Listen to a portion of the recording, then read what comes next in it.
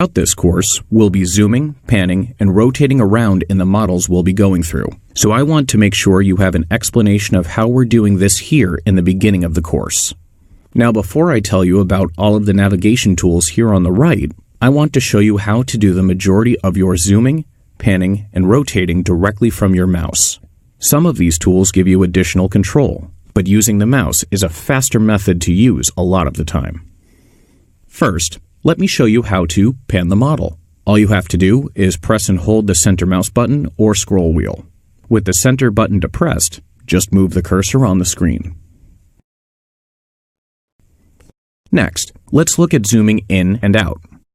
This time, with the scroll wheel, all you have to do is roll it towards you to zoom in and away from you to zoom out.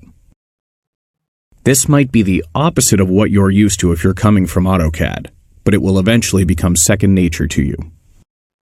One thing about zooming: when you roll the mouse button to zoom in, Inventor zooms in on the position of your cursor. New users sometimes have a hard time with this and end up zooming the part outside of the design window.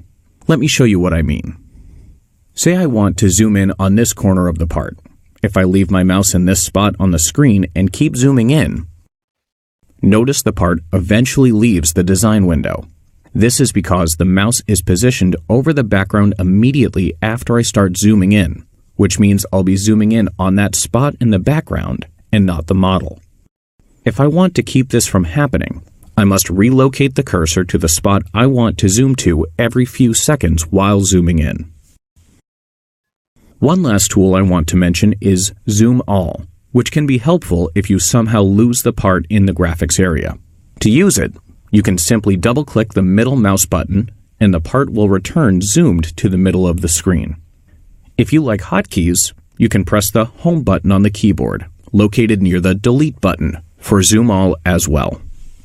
So, to recap, you can pan by holding the middle mouse button down. You can zoom in by rolling the scroll wheel towards yourself while adjusting the cursor every few seconds to zoom into that area, and zoom out by rolling the middle mouse wheel away from you. If you zoom out too far, just double-click the middle mouse button for Zoom All. Finally, you can rotate the model using the center mouse button while holding down the Shift key on the keyboard. With both buttons pressed, notice the model reacting to each direction I move. Many new users can have trouble getting the desired result from rotating. They might start using circular motions with the mouse until eventually it ends up in the right spot. My advice while getting started is to simply limit your rotate command to vertical and horizontal directions. Here's what I mean. Watch as I press the middle mouse button along with Shift, and move the mouse in only the up and down directions at one time. When I'm finished rotating up and down, I'll release the buttons, press and hold Shift and the middle mouse button again, and move from side to side. Again, this will all become second nature with practice, but these tricks should make it easier while you're getting used to it.